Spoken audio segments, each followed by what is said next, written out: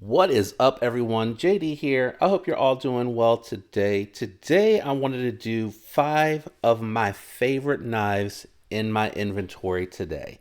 So be kind to me because it's going to be a wide range of price options for these knives, but I just wanted to kind of go through like what is in my inventory right now that I really love of all the knives that I have, and I like a lot. I mean, I think I pretty much am at a point where I would say 90% of the knives that I have in my inventory are knives that I just absolutely truly love, and there may be one or two that I'm kind of on the fence about. I like them, but I know that they're not long-termers. So of those knives, I wanted to see if I sat down and put my mind to it, what 5 knives are my favorite. And it was really tough to pick on some of these. Some were like immediately down on the paper, like right out the gate.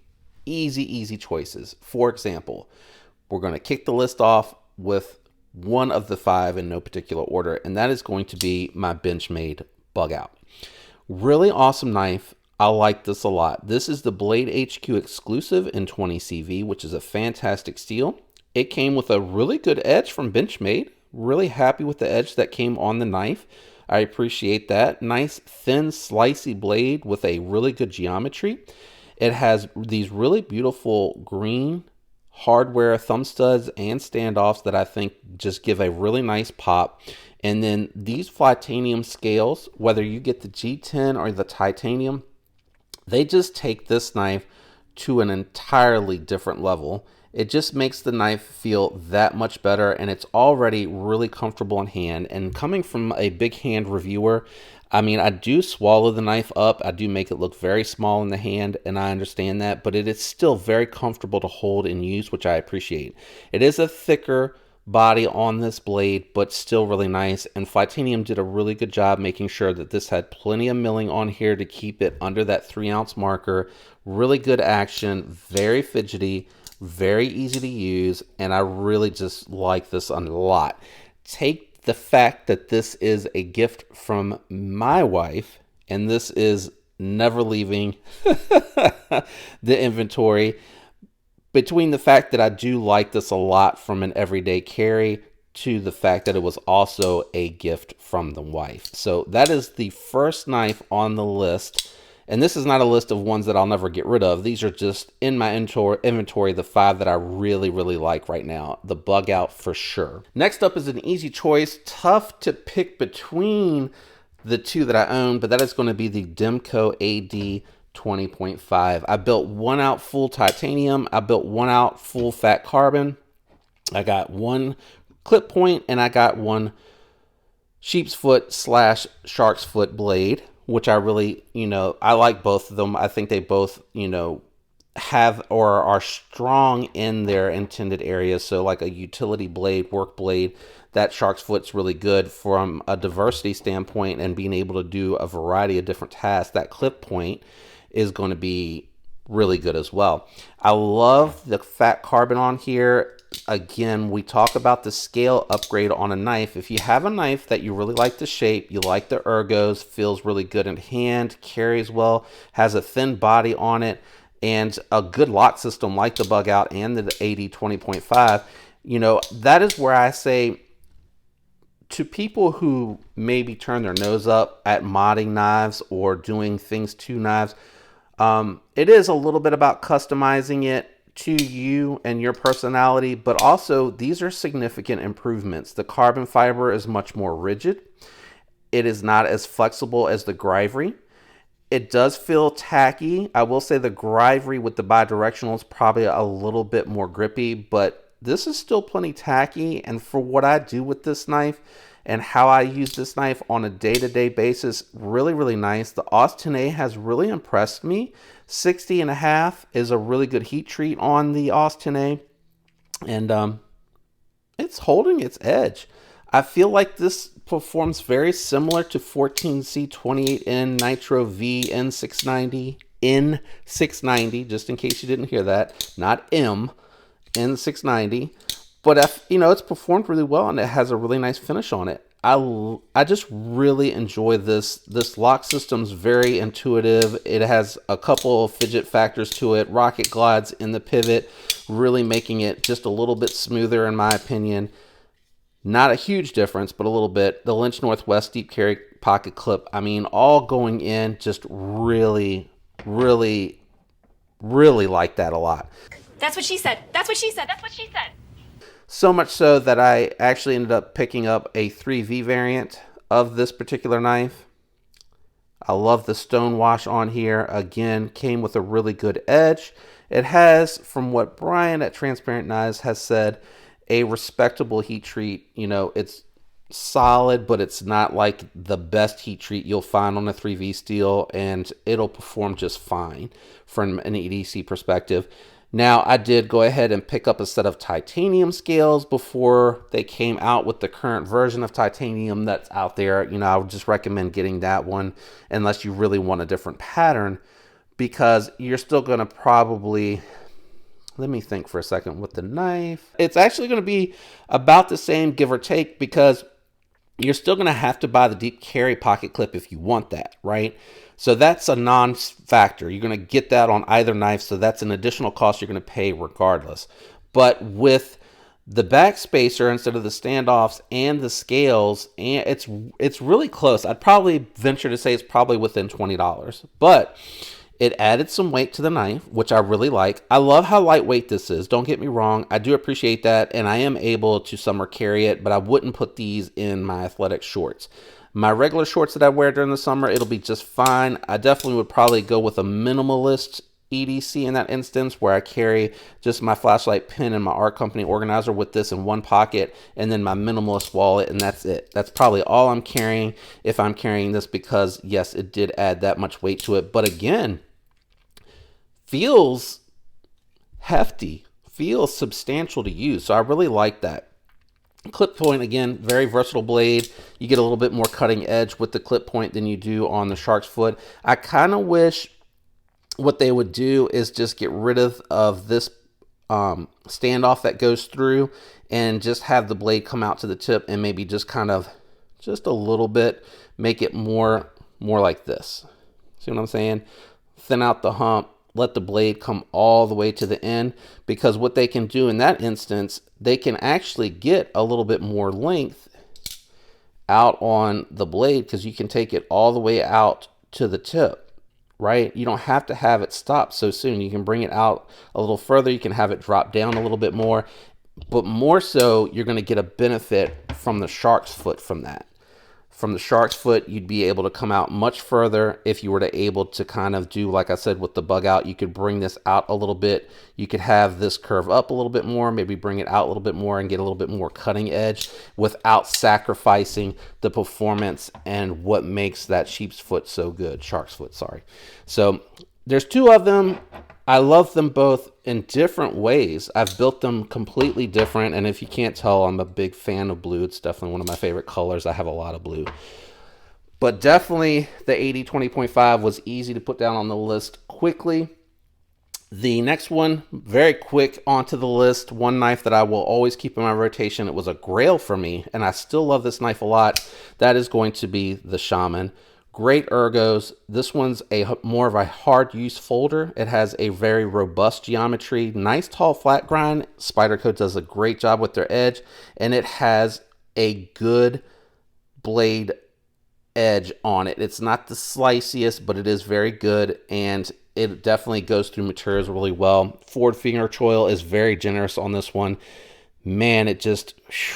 it's such a good knife. Spyderco, to me, has done a fantastic job with this one. Phosphor bronze washers means that it is less susceptible to dirt and debris. And you throw a set of skinny scales on here, and shout out to J Dizzle over on Instagram. I appreciate the tip on how to get rid of those deep gouges on here. I think it just made everything nice and clean on the actual handles themselves. You can see a little bit here from where they came factory. They have some like gouge blemishes in there. Let's see. There's not too many on this side, which is why I didn't really feel like I needed to take it off and do it on this side. Maybe a little bit right here. And then here, the tip he gave me on how to treat that, you can tell a difference too. It just feels cleaner. Like you don't feel like here you can kind of feel a little bit of like maybe 1,000 grit sandpaper. Like when you go across it, you can kind of feel the bubbliness on it. This one here is definitely cleaner going across, but it's still very tacky. So it does feel really good in hand. MXG deep carry pocket clip. Lynch does a really good job with these pocket clips as well. I just wanted to try out an MXG. This was the first one I've ever tried out, and I've had a couple since. And it's just a little bit of a different philosophy on these pocket clips for the Spydercos for this knife versus what Lynch does. So just a different approach to the knife altogether. I really didn't care about the lanyard hole. It does have the access to it, but it comes out from underneath, whereas this goes through. So hopefully that makes sense. But the Shaman, that was an easy one. Awesome thumb hole, man. Anybody can use that thumb hole. Awesome ergonomics, great build quality, a fantastic heat treat, fantastic factory edge on these, laid back nicely, ready to go to work. Oh man, just such a great knife. That was an easy choice. I'm going to go to my favorite on the list first, because the last spot was really hard to pick, because I do have a lot of knives that I really like, and I want to talk about that last one separate. But my favorite on the list, which I'm kind of jumping over, is going to be the Chris Reeve Umnumzaan. So this is a grail that I've always wanted. You know, I'm always a little nervous because there's knives I've seen plenty of reviewers talk about, look at, and you just get nervous, right? You're like, oh, is this going to disappoint me in any way, shape, or form? And the answer is no. The Umnumzaan is just even better than I thought it was going to be. The Tonto and how Chris Reeve Knives did the Tonto on here has really made me look at Tontos a little bit differently now. I used to think they look cool, but I was like, man, functionally, I just don't know. I think I'd rather have either the sheep's foot or just a really low drop point. But this tip on the edge here, it's really useful. You can really, without having to get up high, use this to get into packages, draw cuts, all kinds of stuff. And then you still have a nice tip out on the edge of the Umnumzaan, so you can get into whatever you need to cut, start that entryway into the cut, and then the hollow grind is just slicing right through whatever it is that you're throwing at it. This feels more beefy than a Sebenza or an Nkosi. It has a little bit more chunkiness to it, which I really appreciate from an ergonomic standpoint. I'm going to take the RGT clip off today. I'm going to see if I can kind of get that flexed back down a little bit, because it doesn't quite sit flush. I do like the look and the functionality of it, but a little disappointed, and I don't know if it's because I'm putting it in my jeans pocket, if that's caused it to kind of spread out a little bit. So I'm going to try to work it back in and see if maybe because it's thin, that's what's going on. And if I continue to have an issue with it, I might just reach out to RGT and talk to them and see what they have to say about it, because I'd really like to have a pocket clip that matches the level of quality of the knife that I'm putting it onto. I don't want it to be rickety and not, side to side. It doesn't move at all. I mean, the milling, the machining on it is really good, but I'd really like that to be flush. And maybe it's a gift, right? That it doesn't sit flush, so like when I'm squeezing on it, it's not rubbing around on the Umnumzaan. But man, just what an awesome knife. I appreciate the smooth, silky smooth action on it, where you're rolling it open with consistent pressure, but when they break in, you can flick them out pretty easily. I actually have grown to love and appreciate the fact that I'm kind of, just opening and closing it that way. There's just something therapeutic, something nice about it, fulfilling, rewarding, whatever you want to call it. Umnumzaan, definitely my favorite. And I would say with the Bugout, this is definitely one that's going to stay in here. I did grab one of their barrels and bead combos to just, again, a little bit of pop of color on it. So it's not so drabby. This is definitely one I can see staying in the inventory and becoming an heirloom. Now, the last one, while it is not my favorite, it was really tough to pick one, guys, because I have so many knives that I like a lot. But I'd have to say the reason this one jumps to the forefront is because I do have a lot of knives that I call EDC friendly, meaning they're good size, not a lot of pockets being taken up by them, so I can put other gear in my pocket. And it's also one that I think absolutely is the gold standard for how it is built. And that is going to be the Protec Malibu. And when I say the gold standard, I'm talking about how the button lock, you can't fail it. It's buttery smooth, just phenomenal with the milling, just makes this a whole other level. It does have, you know, more like the Demco AD 20.5 type geometry, but it does have a nice edge on it. I like the reverse Tonto utility cuts. It's still coming out like a sheep's foot to where you can get into your puncture task. I am able to get all 4 fingers on this knife. Barely. I wouldn't say comfortably. I'd say barely, but they fit. But the milling on here feels really good. The build quality is just really, really well done. And the detent, perfectly tuned on this knife. Now, I know that some people like the reverse fullers and the thumb studs and the multiple means of deployment. Being that this was first to the game, I'm kind of glad that they just tuned it to one deployment and made it perfection. Really awesome knife. And again, it was tough to choose. I have my Smock that I like, my Manix 2 that I love. I have the Ace Grand that I love. But in the end, this knife is what makes me appreciate what button locks could be. It has nice lockup on it, really good lockup on the blade. You're looking at 30% lockup and just buttery smooth. Really, really the epitome of what a button lock should be. But those are my 5 favorite knives in my collection right now. Let me know what your favorite knife in your pocket is down in the comment below. I'd love to hear. Very curious about which ones you liked from my list as well, but definitely more interested in what is your favorite from your collection. What makes it in the pocket the most?